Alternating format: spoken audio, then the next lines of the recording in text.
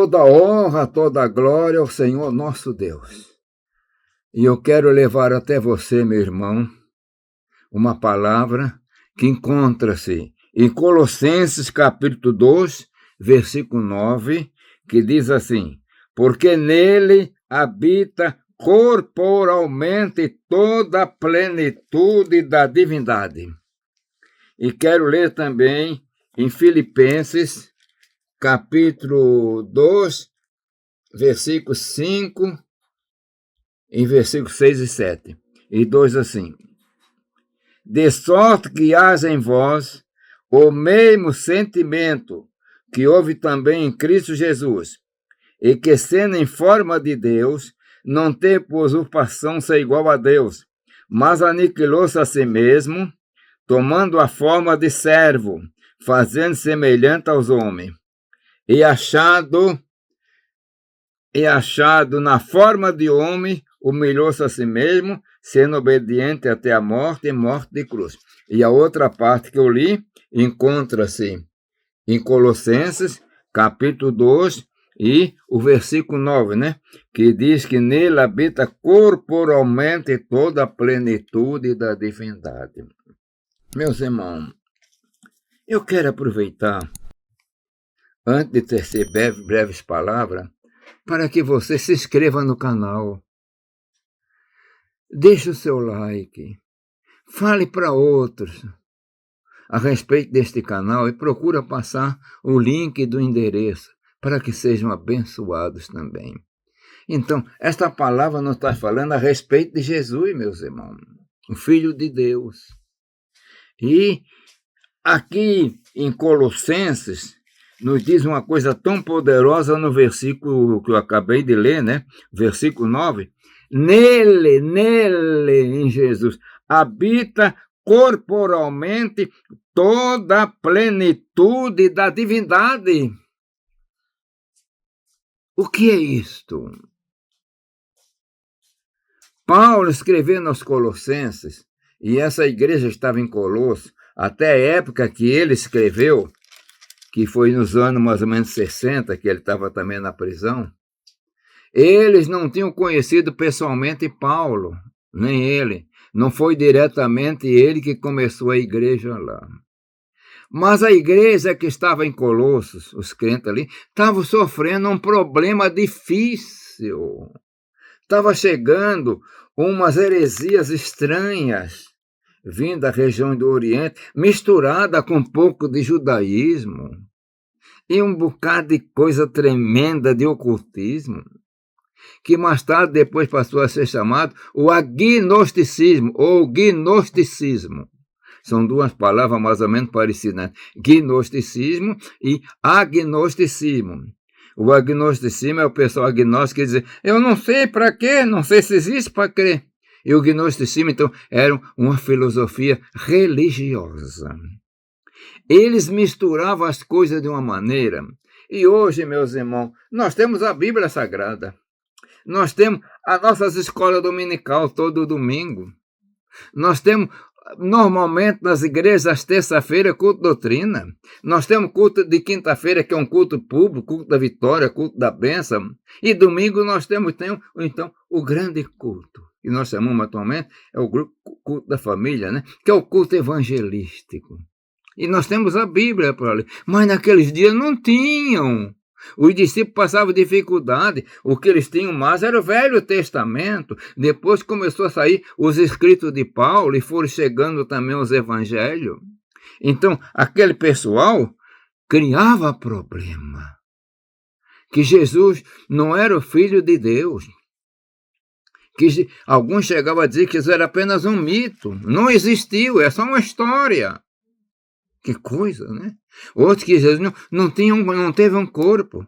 E Paulo declarou que ele tinha o corpo. A palavra nos diz que ele foi crucificado num corpo. A palavra nos diz que num corpo ele foi sepultado. E a própria palavra diz que num corpo ele surgiu da sepultura, num corpo renovado, um corpo agora glorificado, glorioso. Foi nesse corpo que ele apareceu para Maria Madalena e para os discípulos. Então, eles tinham E assim como hoje nós temos um bocado de filosofias aí, que quer dizer que Jesus não existiu, que Jesus não é Deus, e naquele dia era muito difícil.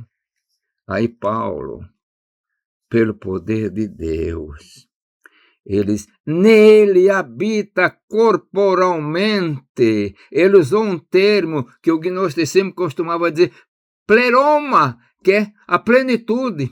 Então, nele habita toda a pleroma, ou seja, a plenitude divina. Meus irmãos, em Jesus, a plenitude da divindade, porque ele é divino, ele é Deus.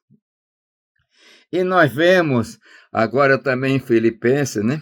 Ali foi em Colossenses, depois Filipenses, e ele diz assim, de sorte que haja em vós o mesmo sentimento que houve também em Cristo Jesus, que, sendo em forma de Deus, tem algumas traduções que dizem que sendo Deus, é isso, em forma de Deus, é a forma de Deus, não teve por usurpação ser igual a Deus, mas aniquilou-se a si mesmo, tomando a forma de servo, fazendo semelhante aos homens, e achado na forma de homem, humilhou-se a si mesmo, meus irmãos, em Jesus, que ali estava na cruz, que estava entre os discípulos, tinha toda a plenitude, só que essa plenitude estava em oculto, é igual você olha para o homem, e vê o quê? Vê o corpo, mas não vê a alma, não vê o espírito.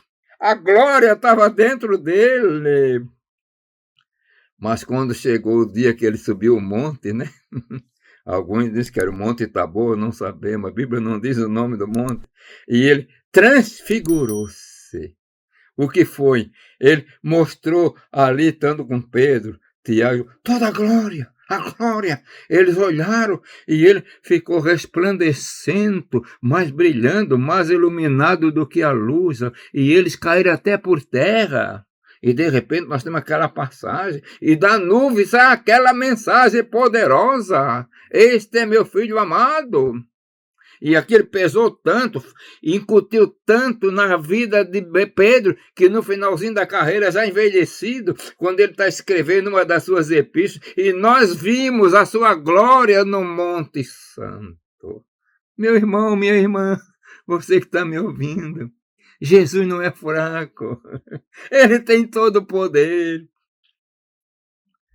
Daqui a pouco, ele virá em glória nas nuvens, para arrebatar a igreja, e nós vamos ao encontro dele, e estaremos sempre com ele, e entraremos nas bodas do Cordeiro. Isso é coisa poderosa, e nós vamos ver a glória que ele tem, e vamos participar.